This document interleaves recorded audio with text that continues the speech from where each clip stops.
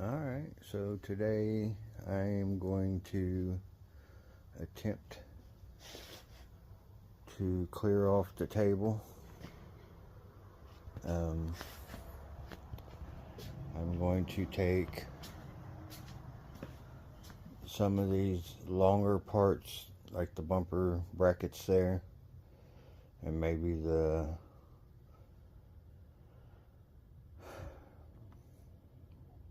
hold on, I'll think of the name of it, sway bar, and put them up here in the rafters out of the way for now. Because I'm just going to try to make a little bit more room where I can go ahead and flip the car back over and lower it down, where I can do the sanding inside of the engine bay. And then I need to start working on getting some of this stuff in paint also while I'm doing that. But meanwhile, back at the ranch, finish putting some parts on this so I can bag it up and put it over here out of the way after I get it back on the cradle. So I don't know if any of you guys got one of these, but I think it makes life a lot easier whenever you have the right tool for the right job, is what I always say. So what I got is a harmonic balancer installer, and it comes with a whole bunch of different sizes for different engines, of course. But mine came with this piece here. It's like a bearing, but it's kind of sunk down in there, and I didn't like the way it was, so I actually found a washer that size that fits down in it. Makes it a little bit better. So anyways, you pick the right size.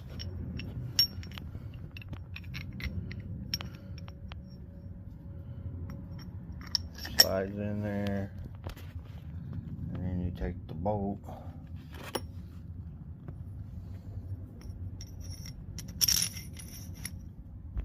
and that's what the bolt is, what keeps the end piece on there, if that makes sense. That's what makes it universal. So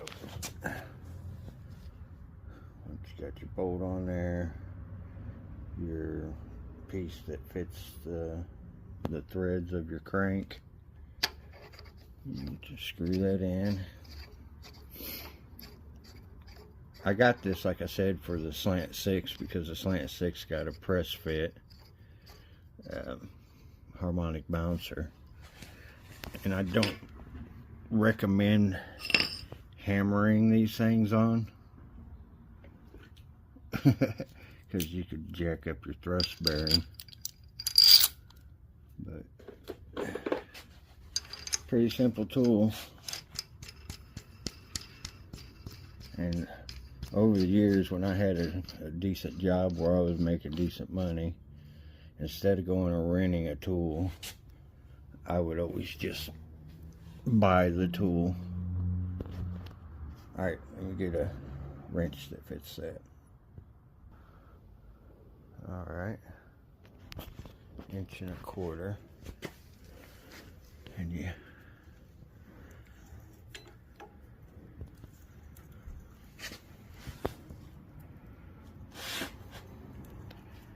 see, it's just sliding right on there, and you can see the little bearing and the washer is spinning while it's pressing down on there, so it really makes it slide on there super simple.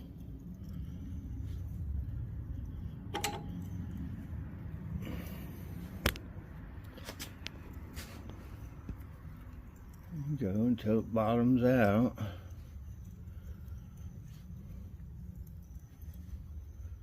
Well, now my screw is turning, so I have to get another wrench. It fits on here.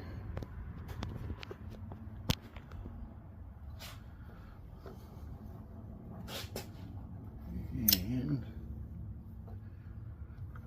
there she goes.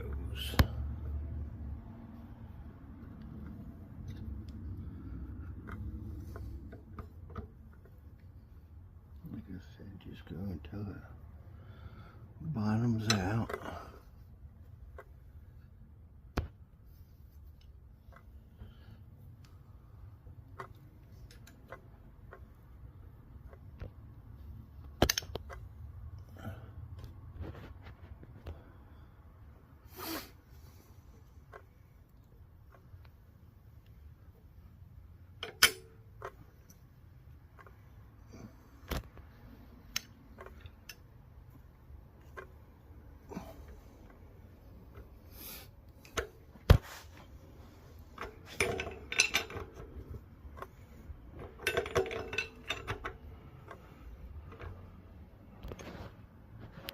Almost there.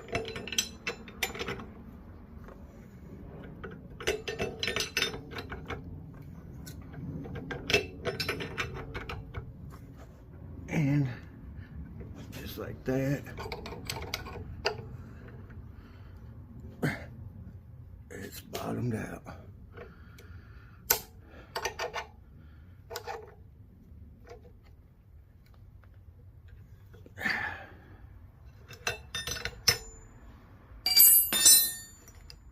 Alright.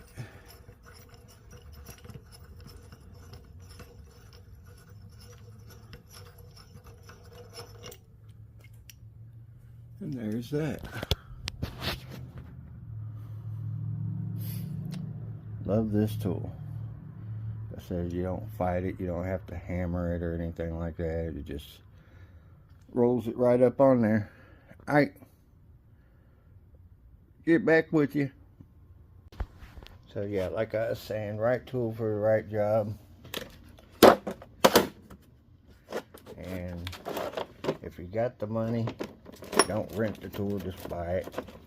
And if you feel like, oh, I won't never use that again, don't matter. I just like to know that I have it if I need it. And there, I bought this thing 6-7 years ago, used it once, and here's the second time I use it. So I basically paid for it, paid for the rental. And see, I have other little tool sets here that,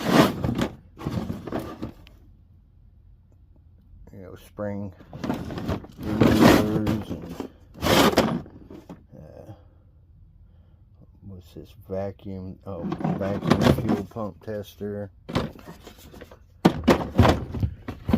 pressure tester, and vacuum tester.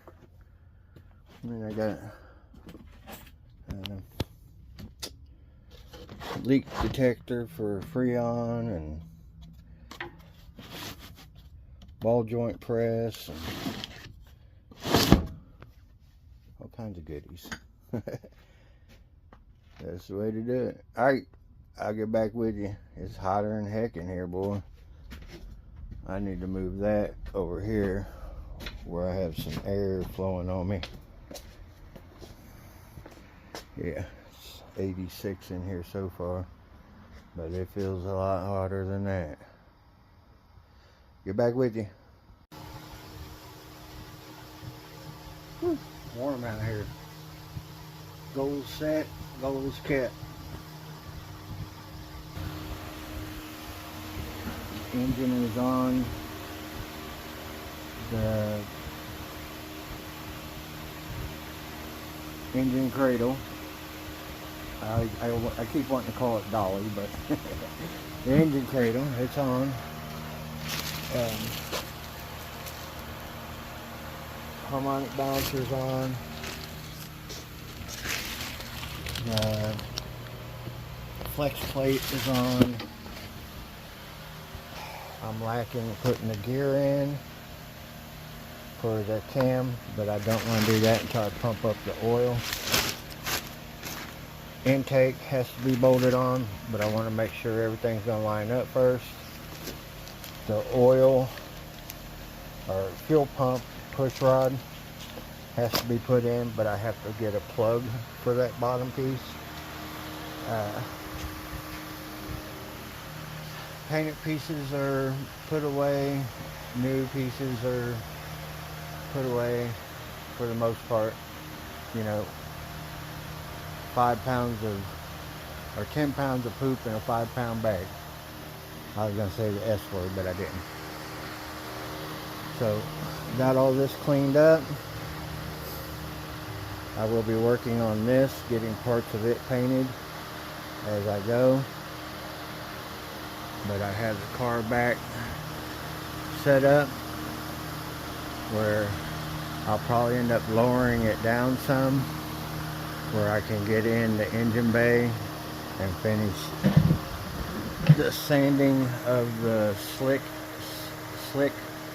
sand primer. Finish sanding that up, and then I'll mix up some more epoxy and thin it out where I can use it as a sealer. So them are my next goals, is painting them, some of them parts, getting this ready for paint, and getting the bottom ready for paint by putting the rock guard on. And that's where I'm at with it. So this camp, 90 degrees and super freaking humid because it's rained off and on for the last couple days. In return, makes it really humid. So it's warm out here. You really just have to pace yourself on hot days like today. I see I got a little stool that I sit on. So I move a little bit, sit a little bit. Don't want to end up in a situation where you overheat and then you never get to see your project finished. So that's where I'm at with it. So today, being just so hot out here, oh yeah, I put some parts up here, sway bar, rear bumper innards, front bumper innards. They're up there, up out of the way. So, alright, been real, been fun. Now I'm getting my ass out of this hot ass garage. Later. So on today's agenda is to not come out to the dang garage. We're under a heat advisory. It's already 91 in here, and it's supposed to be 108 degree heat index today. But I just wanted to show you guys.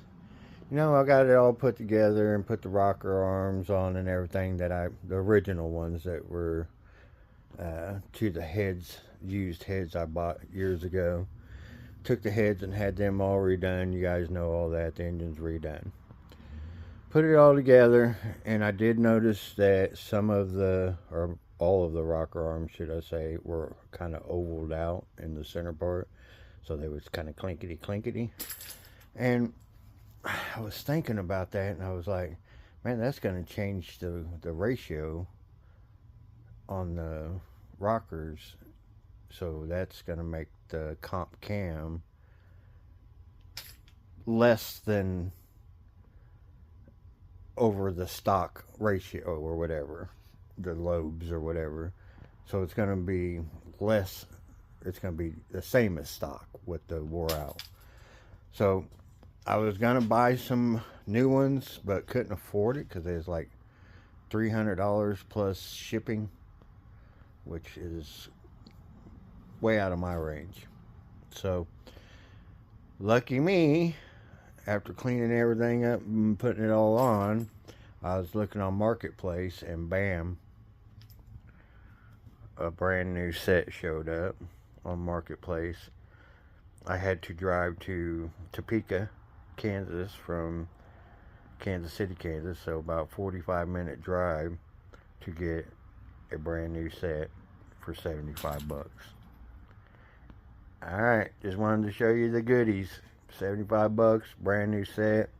I want to feel a whole lot better than the ones that are on there. And the cam will be at the correct specs instead of wallered out rocker arms. Alright, I'm out. Guess you can call me a glutton for punishment. Didn't do anything on that. But look at here. 96 degrees in here. And I had to mow the grass because it was getting away from me. You get a bunch of rain and then you get a bunch of nice sunny days, boy, this stuff grows like crazy. So, look at it. Yeah, it's getting away from me. Look at that. I weed eated as much as I could, and then the battery went down, so got to charge, restring. Look.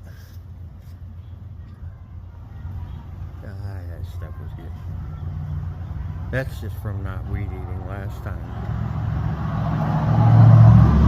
Definitely got weed eat. But anyways, glutton for punishment out here, 90-something degrees, mowing grass. Later. Alright. Just like that. Off with the old. On with the new.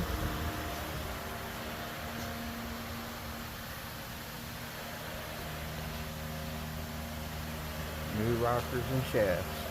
Yay. That's great. And here I am. Glutton for punishment. Nighttime. Still 93 degrees out here. But anyways, just wanted to come out and get those rocker arms installed. I'm out of here.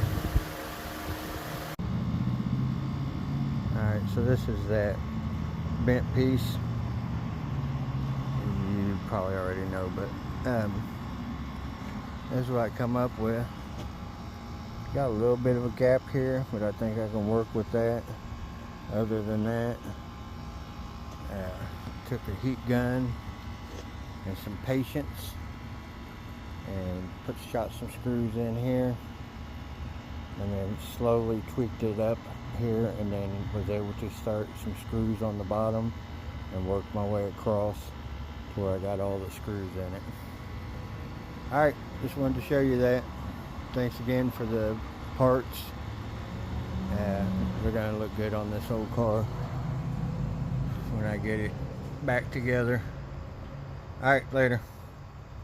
Alright, so this is the re-chromed bumper trim pieces, front bumper, rear quarter panel trim pieces that I got from that guy. This one's already got the origin on it. This one's got the silver origin on it. This one here was kind of bent, and he had told me about it, but he was going to send it back to the chromer and have him straighten it out. I was able to take a heat gun and heat it up right here in the corner and kind of tweak it out to where it's back to where it needed to be. I bent it so far by hand, and then I was able to start a screw here. That one tightened down a little bit, and then another one here and another one here. So this one still has to be painted, the origin, but they are super nice, re-chromed.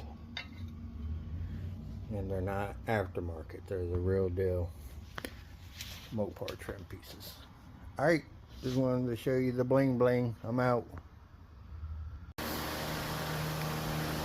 Alright, so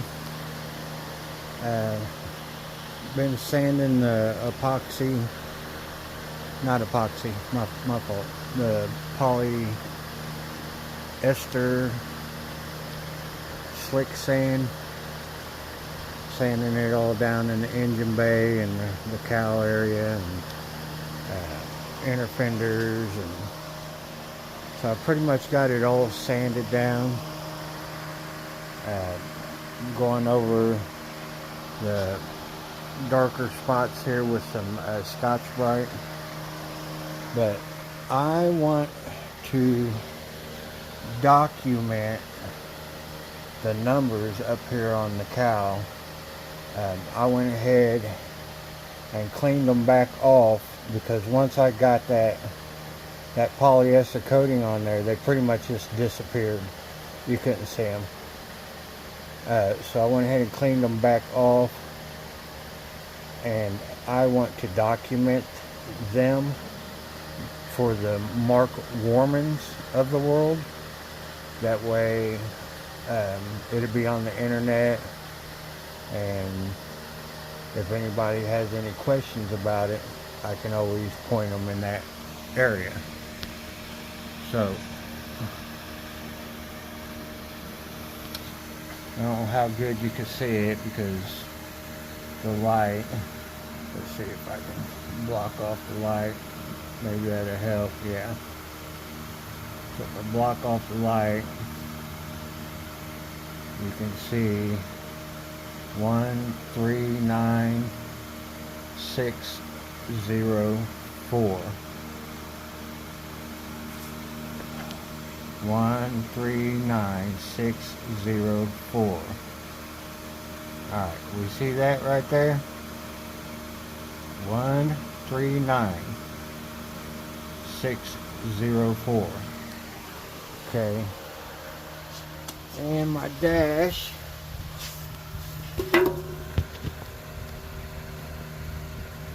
One 139604. Now this is the kicker here. This is going to throw you off for a loop. Not only, hold on a minute, I'll pause you. Okay. Now,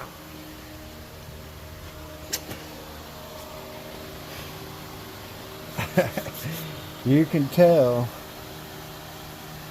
and Mark Warman and others number guys could tell, that is factory spot welds on the crossbar that's got the number. Show you this side.